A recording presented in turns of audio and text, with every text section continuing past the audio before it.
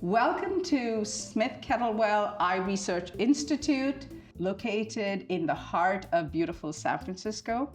We're probably the most famous unknown place on Earth. It is a unique place that has three prongs of research. Basic research that studies vision and visual disorders, clinical research that takes these research products that have been developed through basic research and applies it to the clinic. This was later called translational research, I think, the younger President Bush. And then we have engineering research that develops accessibility tools for the blind. And if you look back at our history, there are fantastic examples of each of these three kinds of research. So in terms of clinical research, Suzanne McKee ran this multi-center study that recruited about 500 people with amblyopia and strabismus. Amblyopia is otherwise called lazy eye. Strabismus is when the eyes deviate. And they did a whole host of tests, and what they determined was the presence of binocular vision, that is functional vision with both eyes, is very important in determining the type of visual deficit when somebody has amblyopia. Two other big scientific breakthroughs that have implications for health are the SWEEP visual evoke potential system that was developed by Christopher Tyler and then later refined by Tony Norcia, who's now at Stanford.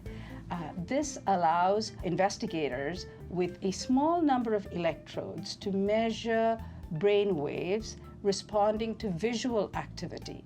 Their development was to use this to measure visual acuity and contrast sensitivity, measures that are very difficult to obtain from pre-verbal kids. So therefore, you can track visual development, and this became an important tool that's used not only here today, but across the world.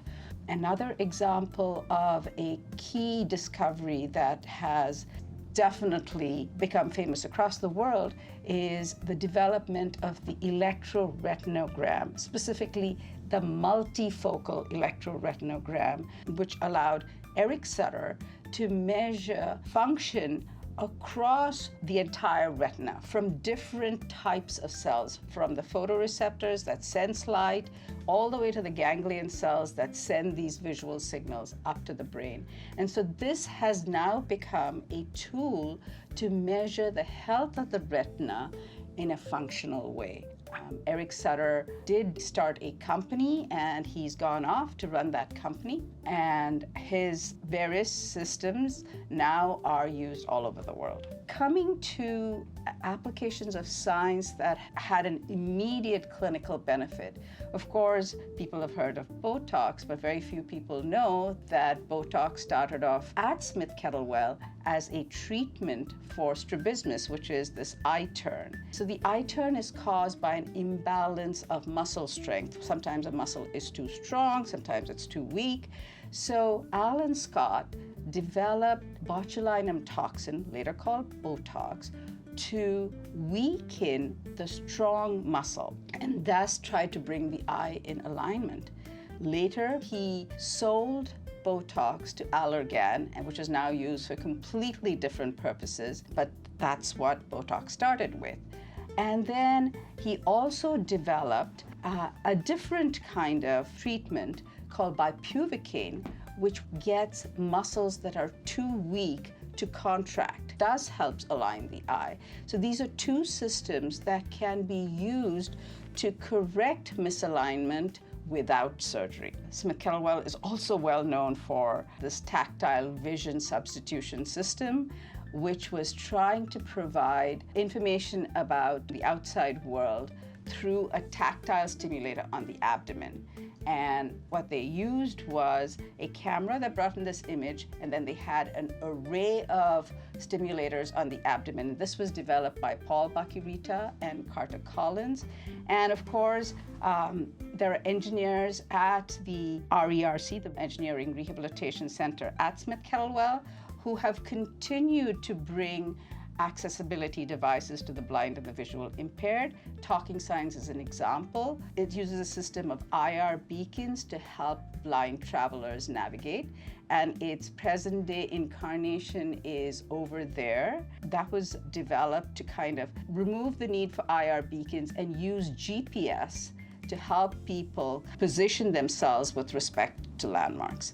Smith Kettlewell has had more than its share of famous people. There was Art Japolsky and Alan Scott, who started the Institute, and they were famous strabismologists. There was Eric Sutter, who, as I said before, developed the multifocal ERG.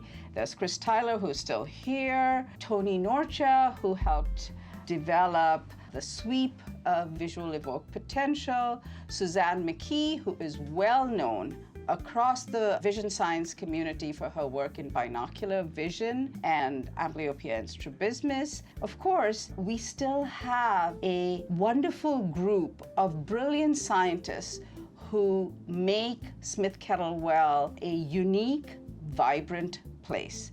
Let me just tell you a little bit about what's going on here at the moment. Of course, we have John Brabin, who used to be the director of the RERC, but now is the executive director. He is an engineer at heart, was behind many of the engineering accessibility tools that Smith Kettlewell developed. And he also took part in this 15-year longitudinal study on how vision deteriorates with age. And one of the big outcomes of that study was that contrast sensitivity, or your ability to see things of low contrast, declines significantly with age. Another person that we have here is James Coughlin, who is now the current director of the RERC, and he oversees 8 projects that deal with basic research and accessibility tools for the blind and the visually impaired. There's Arvind Chandna, who is a pediatric ophthalmologist whose specialty is strabismus and amblyopia, and who has recently gotten into studying cerebral visual impairment. This is a unique condition that has been poorly diagnosed so far because young children report difficulties with vision, yet when they're tested, their acuity, that is their ability to see small detail, seems to be intact. These are the areas that seem to be impacted in cerebral visual impairment, and Dr. Chandna has rendered us a huge service by developing a questionnaire that asks questions that help diagnose whether the condition that their child has is indeed cerebral visual impairment. Bill Good is another clinician and pediatric ophthalmologist. He has worked on many things. He led a multi-center study on the early treatment of a disease called retinopathy of prematurity. So in this disease, children who are born very early, like 22 weeks gestation, they have problems with their retina. In fact, this is called retinopathy of prematurity, and if untreated, it could lead to retinal detachment and vision loss. And what Bill did across this multi-center study, which he led, was to determine that a very effective intervention to prevent this from happening was ablation of the peripheral retina. And now that is the standard of treatment. Bill now is actually looking into how bilirubin, sometimes babies are born with jaundice, they look a little yellow when they're born, and they're put under these special lamps to treat that. But untreated high levels of bilirubin are associated with poor prognosis for visual development, and he is actually currently doing a study that investigates that.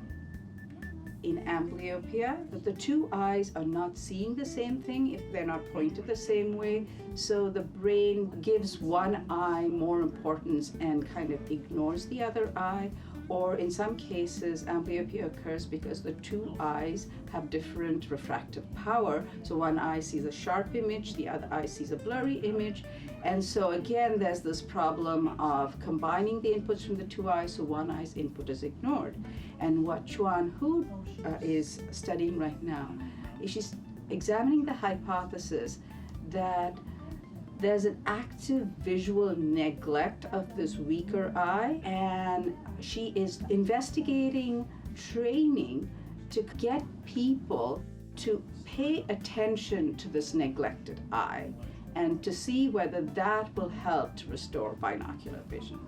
It is hypothesized that it's disorders of eye movement control that lead to strabismus and therefore poor visual outcomes during visual development. So Steve Heinen is collaborating with Arvind Chandna to look into this. Laura Likova has developed this very innovative training regimen. It's called the cognitive kinesthetic training approach. It trains blind individuals with raised line drawings that they can feel with their fingers to help them develop a spatial representation. So she started off with simple images of faces and boots and vases, but now she's looking to see whether a raised tactile map can help a blind individual build up a spatial representation of the space through which they have to navigate, and whether it actually helps them successfully navigate through that space. I've given you examples of people who've been involved in research that has had clinical impact and has had impact on the blind and low vision communities. But they also worked at another level to empower individuals with blindness and low vision.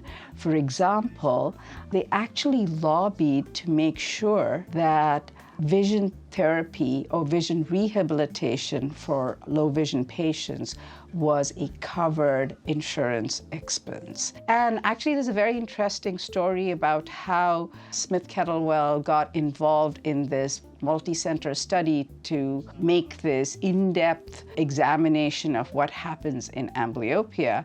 Dr. Jempolsky, talking to the NEI director at that time, Karl Kupfer, and impressing upon him how important this was as a clinical condition and how little was known about it in terms of science, and how understanding of what is going wrong could enlighten not only the scientific community, but clinical practitioners and individuals with amblyopia themselves. We need to think big. Smith Kettlewell has excellent history of collaboration with institutions in the Bay Area and beyond. But these are specific collaborations between one scientist here and maybe another scientist elsewhere. But imagine what we could do if we addressed these bigger problems of multidisciplinary approaches to addressing, let's say, macular degeneration or assistive technology for blindness. Perhaps a university that has an excellent computer science department, curious about trying to develop deep neural networks to simulate different kinds of vision loss, should be partnering with us, because we do this every day and we're experts at this, to understand how to simulate vision loss in these networks and build efficient strategies to either use the remaining vision or substitute for the absence of vision. Imagine the reach we could have if university partners joined us in a consortium that address these bigger problems with the eventual goal of addressing everyday challenges that individuals who are visually impaired and blind face. And of course, we welcome industry to join us as a partner to help us develop these tools and take them to market. And I'm thinking big, and I don't know how feasible some of these things are, but I think this is the time to do it.